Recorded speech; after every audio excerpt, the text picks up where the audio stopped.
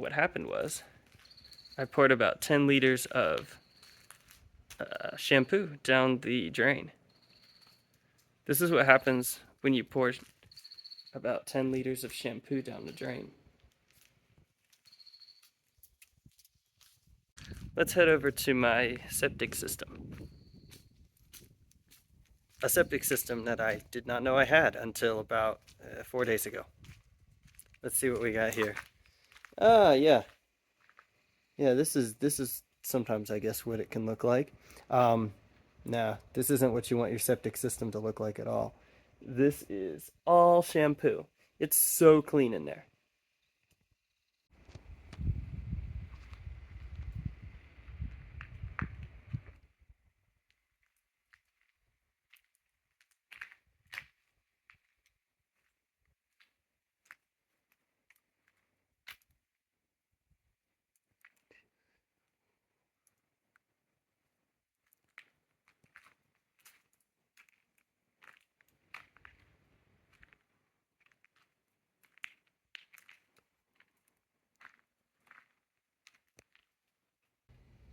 Why in God's name would you pour 10 liters of shampoo down your drain?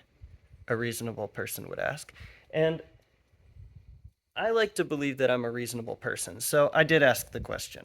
I took these big tubs of detergent, of shampoo, to the dump. There's a dump in Aso City that I like to go to, and I dispose of things that I can't just put by the curb, things that are too big, or maybe things that are not something that can be handled by our crew. And so I took these big tubs of shampoo to the dump, and they were like, "You have to dump these down the drain first, and then you can bring the empty bottles to us."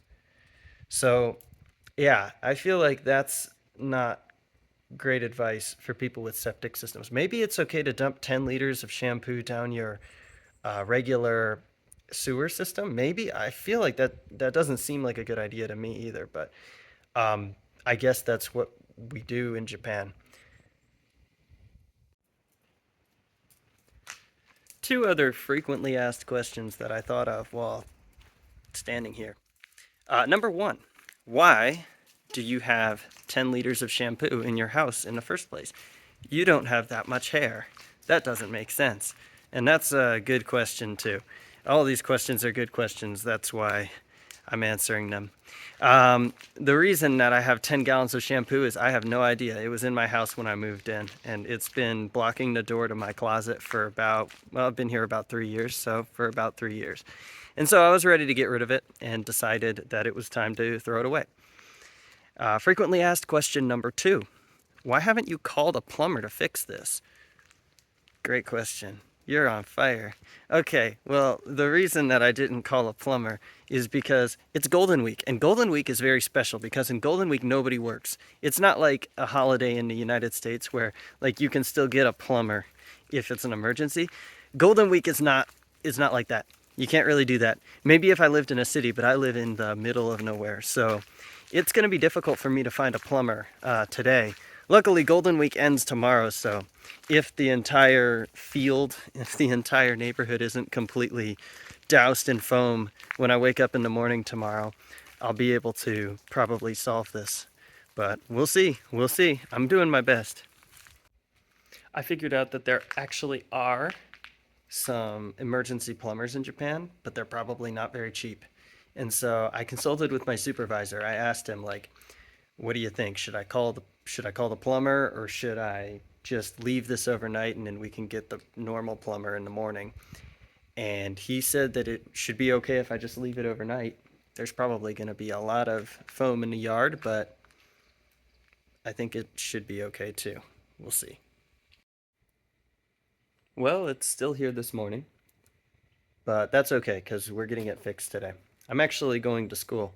My supervisor told me that it would be okay to go to school, so hopefully, when I get back from school, this will all be gone and I'll be able to use my water in my house again. But we'll see. I think it's over. I think we're done. I'll take a look at it when I get back. Take a look at that. It's fixed. It all happened while I wasn't home, but apparently it was no problem, and they didn't even charge me anything for it. So I'm very grateful for that. Wow, it was quite a dramatic several days, but uh, the foam is over. The foam is gone, and I can finally relax.